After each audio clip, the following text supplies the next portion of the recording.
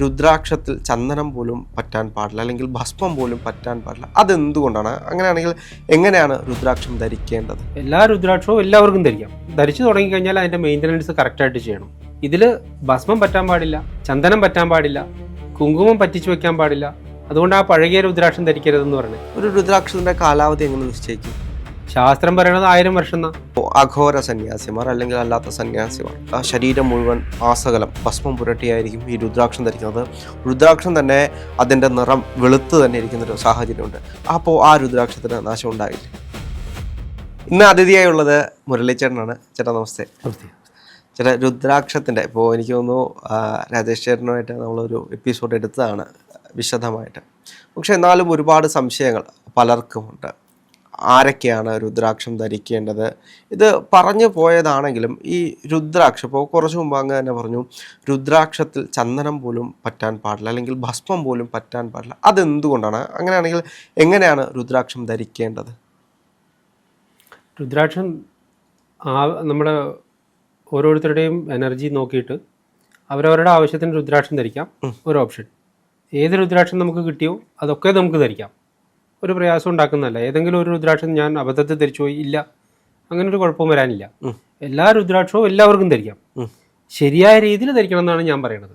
നമ്മുടെ ഒറ്റ ആവശ്യമുള്ളൂ, എല്ലാവരും രുദ്രാക്ഷം ധരിക്കണം. ഏതെങ്കിലുമൊക്കെ രുദ്രാക്ഷം ധരിക്കണം. അത് പക്ഷേ പെർഫെക്റ്റ് ആയിട്ട് വേണം ചെയ്യാൻ. അതിന് ധരിച്ചു തുടങ്ങിക്കഴിഞ്ഞാൽ അതിൻ്റെ മെയിൻ്റനൻസ് കറക്റ്റായിട്ട് ചെയ്യണം. ഏതൊരു സാധനവും നമുക്ക് എന്തിനാണ് അതിനോട് നമ്മൾ ഇറിറ്റേഷൻ കാണിക്കുന്നത്? മൊബൈൽ ഫോണിന് ആവശ്യ സമയത്തിന് അതിൻ്റെ ബാറ്ററി ചാർജ് ചെയ്യാൻ വേണ്ടിയിട്ട് നമുക്കൊരു ഇറിറ്റേഷനും ഇല്ലല്ലോ. അതുപോലെ അതിൽ പൈസ ചാർജ് ചെയ്യുന്ന കാര്യത്തിൽ നമുക്ക് യാതൊരു വിഷമവും ഇല്ല. അത് നിർബന്ധമായിട്ട് നമുക്ക് അറിയാം. അതേ കണക്ക് നമ്മൾ ഉപയോഗിക്കുന്ന ഈ സാധനത്തിനും ഒരു മെയിൻ്റനൻസ് ഉണ്ട്. അത് മാസത്തിലൊരിക്കലേ ഉള്ളൂ. പിന്നെ നിത്യമുള്ള മെയിൻ്റനൻസിൽ പറയാവുന്ന ഒന്നാണിത്.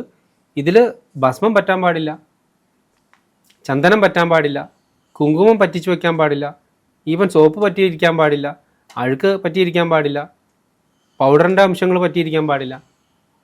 സയൻറ്റിഫിക്കായിട്ട് നോക്കിയാൽ മതി. ഇതിൻ്റെ അകത്തൊരു സീഡുണ്ട്. ആ സീഡാണ് ഇതിന് ബലം കൊടുക്കുന്ന വിഷയം. ആ സീഡിലേക്ക് അതിൻ്റെ നീരുണ്ട്. ആ സീഡ് ഇപ്പം നമ്മൾ തേങ്ങയില്ലേ, കുറേ നാൾ വെറുതെ ഇരുന്ന് കഴിഞ്ഞാൽ തേങ്ങയുടെ വെള്ളം പറ്റിപ്പോവും, കൊപ്രയാവും, കൊട്ടത്തേങ്ങയാവും. കൊട്ടത്തേങ്ങയിൽ നിന്നും പിന്നെയും പോണ ഒരു അവസ്ഥയുണ്ട്. അത് നമ്മൾ പൊളിച്ചു നോക്കിക്കഴിഞ്ഞാൽ ഇങ്ങനെ ആവി മാത്രം വരും, ഒരു കറുത്ത പുക മാത്രമേ വരുള്ളൂ. തേങ്ങ അവിടെ ഇരുന്നിട്ട് ദ്രവിച്ചില്ലാണ്ടായിപ്പോയി, സീറോ ആയി പോകും, ചിരട്ട മാത്രം ആയിട്ട് മാറിപ്പോവും. അതുപോലെ ഈ രുദ്രാക്ഷത്തിൻ്റെ സീഡ് ആവിയായി പോകും. അതുകൊണ്ട് ആ പഴകിയ രുദ്രാക്ഷം ധരിക്കരുതെന്ന് പറഞ്ഞത്. ഒരു രുദ്രാക്ഷത്തിൻ്റെ കാലാവധി എങ്ങനെ നിശ്ചയിക്കും? ശാസ്ത്രം പറയണത് 1000 വർഷം എന്നാ. നമ്മളോട് ഗ്രന്ഥങ്ങൾ പറയണത് 1000 വർഷം ആയുസുണ്ടെന്നാ. നമ്മളിവിടെ ആളുകൾ ടെസ്റ്റ് ചെയ്യാൻ പറയുന്നത് കേട്ടിട്ടില്ലേ? രുദ്രാക്ഷം നല്ലതാണോ എന്നറിയാൻ, ഒറിജിനലാണോ എന്നറിയാൻ വെള്ളത്തിലിട്ട് നോക്കിയാൽ മതി. ആ വെള്ളത്തിലിട്ട് നോക്കിയാൽ അറിയാൻ പോണത് ഇത് പതിരായി പോയോ ഇല്ലോ എന്ന് മാത്രമാണ്. രുദ്രാക്ഷം പണ്ട് ഒറിജിനലായിരുന്നു. പൊങ്ങി കിടക്കുകയാണെങ്കിൽ പതിരായി പോയി. അതിൻ്റെ അകത്തെ സീഡ് മുഴുവനും വറ്റിപ്പോയി. സീഡ് വറ്റിപ്പോകാനുള്ള ഒരു കാരണം, ഒന്ന് പഴക്കം, രണ്ട് നമ്മളതിൽ ഭസ്മം പുരട്ടി വെച്ച കാരണം കൊണ്ട് അതിൻ്റെ ആ സീഡിൻ്റെ നീര് പുറത്തേക്ക് വലിഞ്ഞു പോകുന്നു, ഉണങ്ങിപ്പോയി. ഭസ്മം വീണ്ടും വീണ്ടും വലിച്ചെടുത്ത് ഉണക്കിക്കൊണ്ടേയിരിക്കും. ചന്ദനം പൂശി വെച്ചാലും കുങ്കുമം പൂശി വെച്ചാലും ഒക്കെ ഈ പ്രോസസ്സ് നടന്നുകൊണ്ടിരിക്കും. നമ്മൾ അറിയുന്നില്ല. അതിൻ്റെ അകത്തെ സീഡിൻ്റെ ആ ജലാംശത്തിൽ ഈ ഭസ്മം പുറത്തേക്ക് വലിക്കും. നമ്മൾ രാസനാദിപ്പൊടി നെറുകയിൽ വയ്ക്കില്ലേ? അപ്പോൾ എന്തിനാ വയ്ക്കണേ? തലയിലുണ്ടാവുന്ന നീരിനെ രാസനാദിപ്പൊടി വലിച്ചെടുത്ത് അന്തരീക്ഷ താപം കൊണ്ട് ഉണക്കും. വീണ്ടും നമുക്ക് ജലദോഷം ഉണ്ടാവും. ആ സമയത്ത് വീണ്ടും നീരിനെ അതിങ്ങനെ വലിച്ചെടുക്കും. ഈവൻ ഇപ്പോൾ ഒരു ചികിത്സ, നമ്മൾ റേക്കിക്കാരനായതുകൊണ്ട് ആ ചികിത്സ പറയാം. എല്ലാവരും റേക്കി ചികിത്സ ചെയ്യാൻ നമുക്ക് കിട്ടിക്കൊള്ളണമെന്നില്ല. അപ്പോൾ ഈ കേൾക്കുന്ന ആളുകൾക്ക് അതൊരു ഗുണമാവട്ടെ. പെടലി വേദന എടുക്കുന്ന ആളുകളില്ലേ, കോളറിട്ട് നടക്കുന്നവരില്ലേ, പെടലിയിൽ ഇപ്പോൾ ഈ ലംബാറിൽ അല്ല, ഈ നമ്മൾ ഇവിടെ തോളിൻ്റെ കഴുത്തിൻ്റെ ജംഗ്ഷനിൽ നീര് വെച്ചിട്ടാണ്. ആ നീർക്കെട്ട് മാറാൻ വേണ്ടിയിട്ട് നമ്മൾ നെറുകയിൽ വെച്ചാൽ മതി. ഇവിടെയും ഭസ്മം പുരട്ടി കൊടുക്കുക, നെറുകയിലും ഭസ്മം വയ്ക്കുക, അല്ലെങ്കിൽ ഭസ്മം വയ്ക്കാൻ രാസനാദി ചൂർണം വയ്ക്കുക. ഭസ്മം വെച്ചാലും മതി. ഇതിങ്ങനെ വലിച്ചെടുക്കും. ഇത് വലിച്ചെടുത്തിട്ട് നമുക്ക് ഒരു 1.5 മണിക്കൂർ കൊണ്ട് നമുക്ക് ഇവിടുത്തെ വേദന വിടണം അറിയാൻ പറ്റും. നിങ്ങൾ ഭസ്മം കുഴച്ച് ഇവിടെ തന്നെ പുരട്ടുവാണെങ്കിൽ 10 മിനിറ്റ് കൊണ്ട് വിടണം അറിയാൻ പറ്റും. ഈ നീര് വലിഞ്ഞ് ആ ഭസ്മം നനയും. വീണ്ടും അന്തരീക്ഷ താപം കൊണ്ട് ആ ഭസ്മം ഉണങ്ങും. വീണ്ടും നീര് വലിച്ച് നീരിനെ വറ്റിച്ച് മാറ്റി കഴിഞ്ഞാൽ നമ്മുടെ കഴുത്തിൻ്റെ വേദന പോകും. ഇത് റേക്കി ചികിത്സ ചെയ്യാൻ വന്നു കഴിഞ്ഞാൽ അവരൊന്നും ചെയ്യേണ്ട, വെറുതെ ഇരുന്ന് തന്നാൽ മതി. നമ്മൾ അവരുടെ ഓറയിൽ നോക്കി ആ ഓറയിലുള്ള നെഗറ്റിവിറ്റി എടുത്ത് മാറ്റുമ്പോഴത്തേക്കും കോളർ അഴിച്ച് കക്ഷത്തിൽ വെച്ച് ആൾ നടന്നു പോകും. ഇതിനെയാണ് ആഘോഷമായിട്ട് പലരും ഒരുപാട് ദിവസങ്ങളോളം ഈ കഴുത്തിൽ കോളർ ഇട്ട് നടക്കുന്നത് കാണുന്നത്. ഭസ്മം പുരട്ടി വെച്ചാൽ മാറും. ആ തിയറിയാണ് നമ്മളിവിടെ പറയുന്നത്. രുദ്രാക്ഷത്തിനെ കൊല്ലരുത്, ഭസ്മം പുരട്ടി വെച്ച്, ചന്ദനം പുരട്ടി വെച്ച്, കുങ്കുമം തൊടിയിച്ച് പൗഡർ പറ്റാൻ ഇടവരുത്തരുത്. പക്ഷെ ഇത് മെയിൻ്റനൻസ്. ഒരു സംശയമുണ്ട്. ഇപ്പോൾ അഘോര സന്യാസിമാർ അല്ലെങ്കിൽ അല്ലാത്ത സന്യാസിമാർ ഇവർ ധരിക്കുമ്പോൾ പലപ്പോഴും ഇപ്പോൾ ശ്മശാന ഭസ്മമൊക്കെ ആയിരിക്കും, മുഴുവൻ ശരീരം മുഴുവൻ ആസകലം ഭസ്മം പുരട്ടിയായിരിക്കും ഈ രുദ്രാക്ഷം ധരിക്കുന്നത്. രുദ്രാക്ഷം തന്നെ അതിൻ്റെ നിറം വെളുത്ത് തന്നെ ഇരിക്കുന്നൊരു സാഹചര്യമുണ്ട്. അപ്പോൾ ആ രുദ്രാക്ഷത്തിന് നാശം ഉണ്ടാകില്ലേ? ഉറപ്പായിട്ടും ആ രുദ്രാക്ഷം നശിച്ചു പോകുക തന്നെ ചെയ്യുക. അവർക്ക് ഇഷ്ടമാതിരി സോഴ്സ് ഉണ്ട്. 5 മുഖത്തിൻ്റെ രുദ്രാക്ഷമാണ് അവരൊക്കെ ധരിക്കുന്നത്. അവരത് മാറി മാറി മാറി മാറി ധരിക്കണ്ടാവും. ഞാൻ കുംഭമേളയ്ക്ക് പോയപ്പോൾ കണ്ടിട്ടുണ്ട്. ഇത്തവണയല്ല, അതിന് മുമ്പത്തെ തവണ കുംഭമേളയ്ക്ക് ഞാൻ 4 കുംഭമേളയ്ക്ക് പോയിട്ടുണ്ട്. ഒന്നിൽ രുദ്രാക്ഷം കൊണ്ട് മാത്രം നമ്മളിവിടെ കൈലാസ സ്വാമിയോ അതോ സ്വാമി വന്നിട്ടുണ്ടല്ലോ രുദ്രാക്ഷം ധരിച്ച്, ഒരുപാട് ധരിച്ചതുപോലത്തെ ഒരു സ്വാമിയെ കണ്ടു. അദ്ദേഹത്തിന്റെ ശരീരത്തിൽ ഈ രുദ്രാക്ഷങ്ങളുടെ മാളം ഉണ്ടാക്കി അതിനകത്ത് എലി വസിക്കുന്നു. എലി ഓടി നടക്കുന്നു. സ്വാമിയുടെ ശരീരം മുഴുവനും അവിടെ ഇവിടെയൊക്കെ എലികൾ ഓടി നടക്കുന്ന ഒരു സ്വാമിയെ കണ്ടു. അപ്പോൾ അതൊക്കെ ഒരു ആഭരണം എന്ന നിലയ്ക്ക് സ്വാമി അങ്ങനെ ചെയ്യേണ്ടെന്ന് എനിക്ക് തോന്നണുള്ളൂ. ശാസ്ത്രം സ്വാമിമാർക്കും നമുക്കും ഒന്നും വേറെ വേറെ ആയിട്ട് മാറി നിൽക്കില്ല. നിയമം ഭസ്മം ധരിക്കാൻ പാടില്ല. അതിൽ ഭസ്മം ധരിച്ചു വെച്ച് കഴിഞ്ഞാൽ അത് കേടായി പോകും. അത് കേടായി പോയി കഴിഞ്ഞാൽ അവർ വേറെ പുതുത് ധരിക്കണ്ടാവും. പിന്നെ അവർ സർവാംഗം ധരിച്ചേക്കായത് കാരണം അവർക്ക് ആവശ്യത്തിന് പവർ അതിൽ നിന്ന് കിട്ടണ്ടാവും. ഏതായാലും സന്യാസിമാരും രുദ്രാക്ഷം ധരിക്കണം എന്ന് ശാസ്ത്രം പറഞ്ഞിട്ടുള്ളതുകൊണ്ട് അവർ ധരിക്കുന്നു. ബ്രാഹ്മണൻ, ക്ഷത്രിയൻ, വൈശ്യൻ, ശൂദ്രൻ, ചണ്ടാളനും രുദ്രാക്ഷം ധരിക്കണം. അതേ കണക്ക് തന്നെ അത് ബ്രഹ്മചാരി, ഗാർഹസ്ഥ്യൻ, വാനപ്രസ്ഥൻ, സന്യാസിയും രുദ്രാക്ഷം ധരിക്കണം എന്ന നിയമം അനുസരിച്ച് അവർ രുദ്രാക്ഷം ധരിച്ചുകൊണ്ടിരിക്കുന്നു. അവർ ധരിക്കുമ്പോഴും ഈ ദേവി ഭാഗവത ശാസ്ത്രം പറയുന്നതനുസരിച്ച് അത് വാലും തലയും പരിശോധിച്ച് വാലോടോ തലയോടോ അഭിമുഖം വരാൻ പാകത്തിന്, പാരലൽ കണക്ഷൻ ആവാൻ പാകത്തിന് ലോഹത്തിൽ കെട്ടി ധരിച്ചാൽ മാത്രമാണ് പെർഫെക്റ്റ് ആവുള്ളൂ. ശാസ്ത്രം അവർക്ക് വേറെയും നമുക്ക് വേറെ ആയിട്ട് നിൽക്കില്ലല്ലോ. ഗൃഹസ്ഥന്മാർക്ക് വേറൊരു ശാസ്ത്രം, സന്യാസിക്ക് വേറൊരു ശാസ്ത്രം ഇല്ലല്ലോ. അപ്പോൾ അവരൊക്കെ ധരിക്കുന്നുണ്ട്. അവർ സർവാംഗം ധരിച്ചതുകൊണ്ട് അവർക്ക് അത്ര മതിയായിരിക്കും. അങ്ങനെയാണെങ്കിൽ എത്ര രുദ്രാക്ഷമാണ് ഒരാൾ ധരിക്കേണ്ടത്? ദേവി ഭാഗവതം പറയണത് നമ്മളോട് 300 രുദ്രാക്ഷം ധരിച്ചു കഴിഞ്ഞാൽ അത് അധമമാണ്, പോരാത്തതാണ്. 500 രുദ്രാക്ഷം ധരിച്ചു കഴിഞ്ഞാൽ അത് മധ്യമത്തിൽ വരും. 1000 രുദ്രാക്ഷം ധരിക്കുന്നതാണ് ഉത്തമം എന്ന് പറഞ്ഞു. ഇനിയും അതിൻ്റെ ആ സംഖ്യ 1000 എന്നുള്ളത് എടുത്തു വെച്ച് നിൽക്കാൻ പറ്റില്ല നമുക്ക്. ആയുധായുധം എന്ന് പറഞ്ഞിട്ട് ഒരു പദ്ധതി ഉണ്ട്. എന്നുവെച്ചാൽ ആയിരക്കണക്കിന് എന്നങ്ങനെ വേഗമായിട്ട് പറഞ്ഞു വിടുകയാണ്. മാക്സിമം എന്ന് അർത്ഥം എടുക്കണം. അപ്പോൾ സ്വാമിമാർ ധരിക്കുന്നത് അങ്ങനെയാണ്, മാക്സിമം. ഇനിയും വിശദീകരണങ്ങളുണ്ട്. അത് 1100 കൊണ്ട് തൊപ്പി ഉണ്ടാക്കി വെക്കണം. ശിഖയിൽ ഒരു രുദ്രാക്ഷം കെട്ടണം. കൺപോളകളിൽ രുദ്രാക്ഷം ചാർത്തണം. എങ്ങനെ സാധിക്കാന്നറിയില്ല, നമ്മൾ കണ്ടിട്ടില്ല ആ മാതൃക. ചെവിയിൽ രുദ്രാക്ഷം തൂക്കണം. കണ്ടത്തിൽ സാധാരണ പോലെ കുറുക്കി കെട്ടിയ മാല വേണം. മാല ധരിക്കണം. പൂണൂല് പോലെ രുദ്രാക്ഷം കൊണ്ട് ധരിക്കണം. ഒഡ്യാണം കെട്ടണം. ഒഡ്യാണം ചരക്കെട്ട് അവിടെ വരെയുള്ളൂ.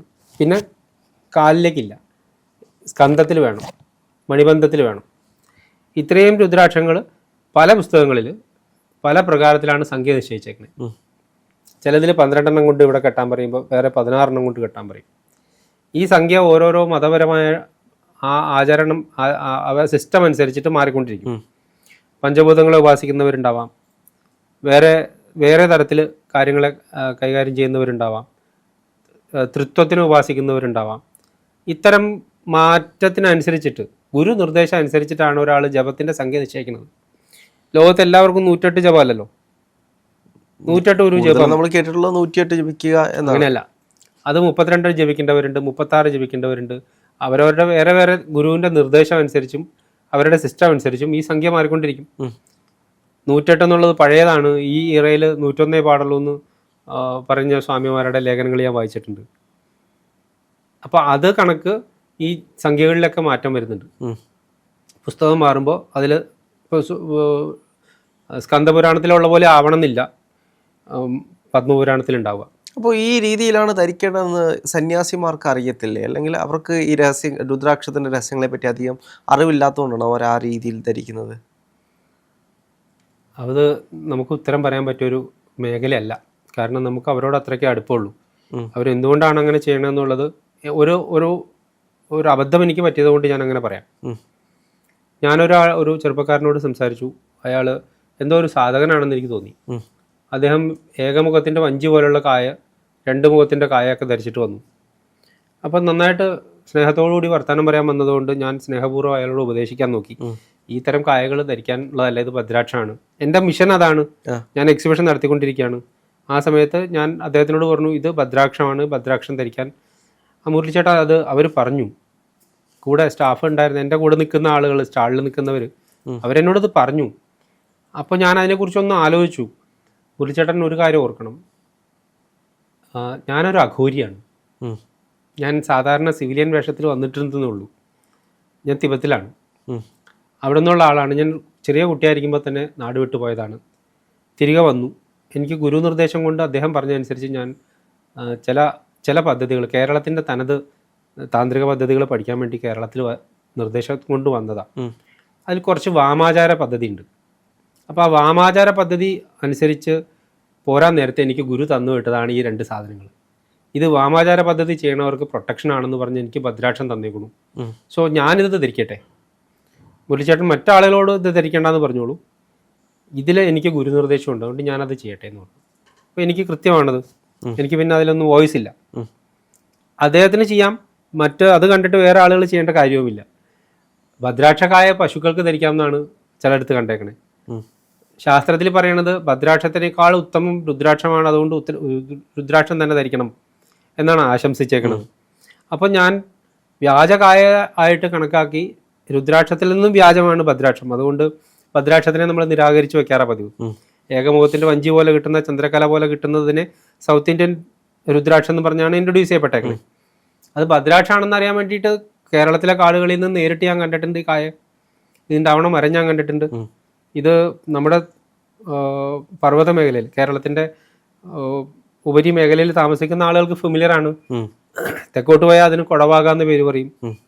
അതിലുണ്ടാവണ കായാണത്. അപ്പോൾ സന്യാസിമാരിൽ നിന്ന് നമുക്കൊരു ഫീഡ്ബാക്ക് കിട്ടിയതെന്നാണ്, ഭദ്രാക്ഷം ഞങ്ങൾ ധരിക്കട്ടെ ഇന്ന ആവശ്യത്തിലേക്ക്. ഞാൻ രുദ്രാക്ഷമാണ് സാധാരണ ധരിക്കാറ്, ഈ പദ്ധതി പഠിക്കാൻ വന്നതുകൊണ്ട് ഞാൻ ഭദ്രാക്ഷത്തിലേക്ക് മാറി. ഇതേ കണക്ക് സന്യാസിമാർക്കും എന്തെങ്കിലും പറയാനുണ്ടാവും. ഇത് ഓരോ കാര്യങ്ങൾക്കും ഓരോ ഓറയുണ്ടോ? ഇപ്പോൾ മനുഷ്യന് ഓറയുണ്ട് എന്ന് പറഞ്ഞിട്ടുണ്ട്, അതേപോലെ ഈ രുദ്രാക്ഷങ്ങൾക്കും ഓറയുണ്ടോ?